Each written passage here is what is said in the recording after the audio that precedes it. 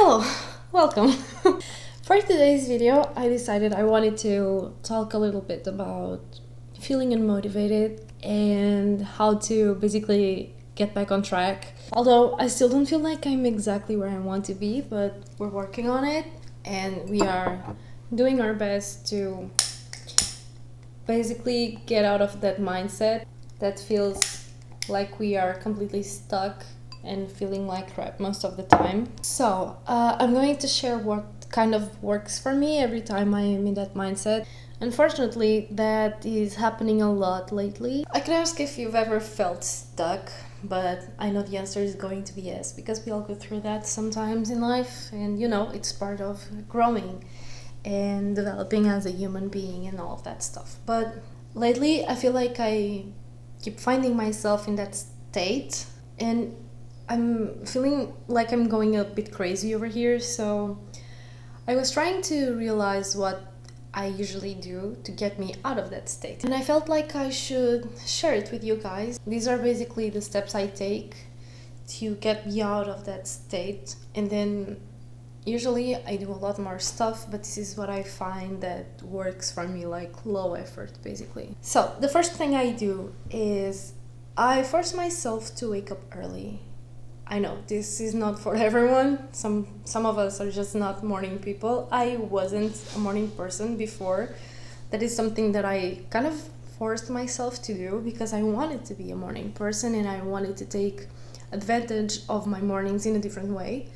I've also realized a few years ago that every time I woke up earlier, I felt really good, which was weird because I was one of those teenagers that wake up at 2 p.m. That wasn't the greatest feeling. It's like I felt this need to sleep, but as I slept more, I felt more tired. The past 2 months, close to 2 months, I forced myself to wake up at 7 a.m., although the past 2 weeks I haven't done it. And it was working for a while, I'm not gonna lie. For over a month, I could wake up at 7, I would read, I would drink my lemon water and do all of that stuff.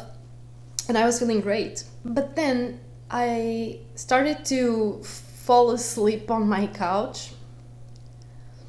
So it wasn't sustainable anymore.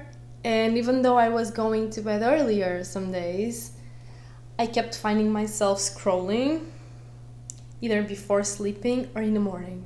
So I finished this book I was reading back then, and I couldn't start a new one. I was just like, I'm sleepy, and I would close my eyes for 10 seconds, and next thing I know, I've been almost asleep for an hour. So what I've been doing in the past few weeks is I've been waking up a little later, like 8 or so.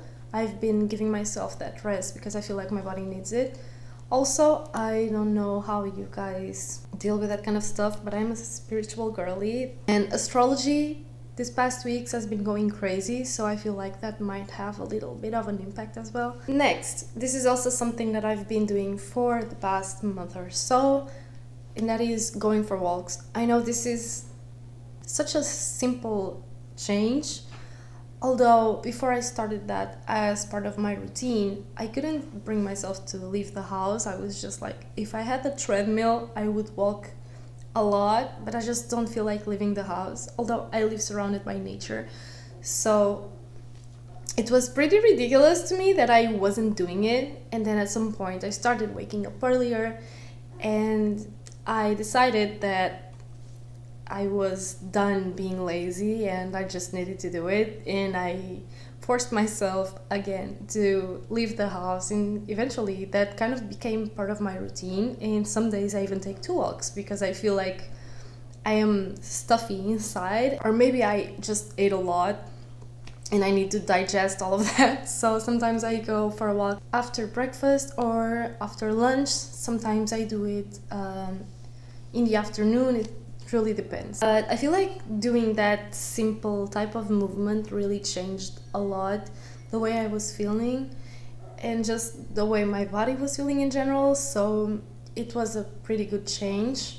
I think in the past 6 to 8 weeks I didn't go for a walk, maybe 4 days. I've been pretty consistent. Next thing that I feel like really helps is reading. Now, I'm not just talking about reading fantasy books or anything like that, but if that's your thing, then by any means you keep reading that. But I feel like reading self-development really makes a difference. Personally, I really like to explore myself in a way that I like to learn. I like to know more about me, about how the mind works and all of that stuff, and how to be better and do more in all of that. So I truly enjoy reading about self-development because it made such a huge difference in my life. I was basically triggered by Atomic Habits and piling habits so you can start new things without feeling overwhelmed. I was way too lazy, and I still am, not gonna lie. I'm not going to be a hypocrite. That's what I've been doing the past few weeks. I've been lazing around, feeling so unmotivated and feeling like crap. And yesterday I was like, this needs to change. I need to build a whole routine and take care of that. But before, I'm going to make one video with the things that made the biggest difference for me. I couldn't bring myself to finish a book. I would take a month or more to read like a small, like pocket-sized book. I felt like, you know what, this needs to change. I'm going to start with Atomic Habits. It made a big difference, and now I just read consistently. And currently I'm reading This Is How You Heal by Brianna Wiest. Maybe, I don't know if that's how you pronounce her name. I've been in a slump lately, so I didn't read much. I really want to pick it up again and start reading again and hopefully finish it soon. But like I said, it's been hard lately. And if you're watching this video, you probably relate. Next thing that I usually do when I'm feeling stuck is journaling. I know. I didn't believe it either. I actually started journaling during COVID because I was in a pretty bad place and in a really toxic environment. So I felt like I had no one around me, no one to talk to. So the only way I could take that off my chest and actually release all of that emotional turmoil that was going inside my head was by journaling. So that really helped me back then. And even though I don't do it as much now, like it's not a daily habit for me, but it's something that every time I'm going through something heavy or negative, or I'm feeling overwhelmed or lonely or something like that, I always journal about it, because that way I can just take it off my chest and I always feel better after. I don't know how you're going to do it, but for me, the way it works best is if I do it on my computer, because I'm fast enough to not lose myself in the middle of my own thoughts, because I'm too slow. I write with a pen and paper, so I just have to do it on my computer so I can keep up with my thoughts. But if you don't want to do one or the other, you can also do it by voice notes on your phone. And actually that made a huge difference for me as well, because I realized that I wanted to leave a voice note on my cell phone because I couldn't journal at that time. And this was like 2 years ago. And I couldn't bring myself to speak. So I realized it's easy for me to write about things and about my feelings, but it's really hard for me to actually express it, like vocally. It was interesting. And I felt like, okay, if I'm having trouble doing this, I need to do it more. This step is actually connected to the next one, which is focusing on self-development and spirituality. Now, I am someone, again, who's really deep into self-development. I just love to work on myself and making myself the best version possible. So again, I read about self-development, I write about it, I like to see new perspectives, and I also think that doing things like shadow work, for example, are really good if you want to truly become your best self. Why are you triggered about something? Why are you feeling that way about that person? Why are you avoiding this thing or that situation or that environment? All of these whys in when it started, all of that stuff, I just really like to dig deep into my mind and other people's minds as well. But it's just a thing for me, I don't know. I feel like I really like to know things, know about people, know why people act a certain way, me included. Turning to myself and watching observing why I'm acting the way I'm acting. I should probably leave a warning here. Do not obsess over it. Like, you don't have to dissect yourself to become better, because when you obsess over something, that is not healthy anymore. So boundaries with yourself are important too.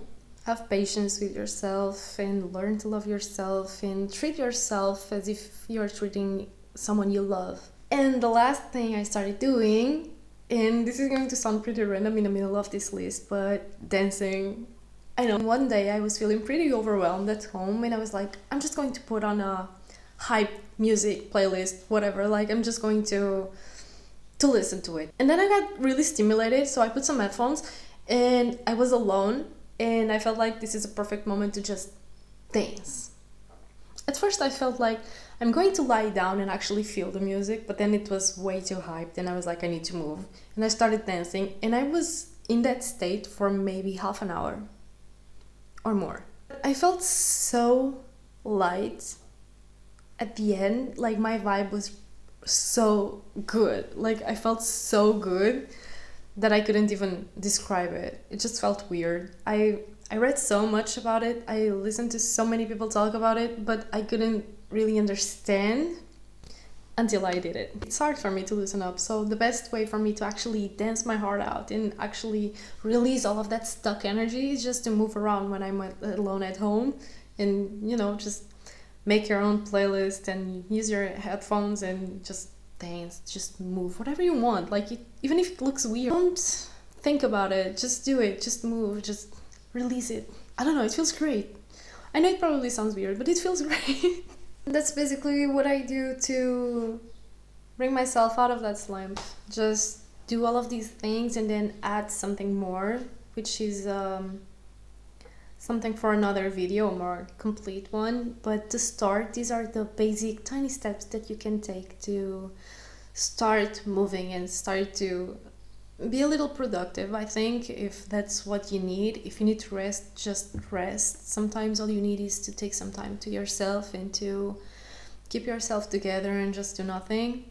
I know, because I've been there, and I think in a way these past few weeks were kind of like that too. I felt like my body was just telling me to stop and slow down, because sometimes that's really all we need. And don't overdo it. Respect your rhythm. Every season has its purpose, and it's probably just a season to slow down and to go back to yourself. So do not overdo it. Do not feel the obligation to do more just because. Sometimes all you need is to do nothing. Just embrace that season and take care of yourself and your mental health. Focus on the things that you can control right now, and don't overdo it. If you can't do anything about a situation, just let it go and everything will come into place eventually. I hope you feel better, and I hope these steps were useful for you. And let me know, share down in the comments, what are you going through and what do you do that I didn't mention in this video that helps you get out of your slump, basically, because I'll take any advice. So that's it for today. Thank you so much for being here, and hopefully I'll see you on my next video. Bye.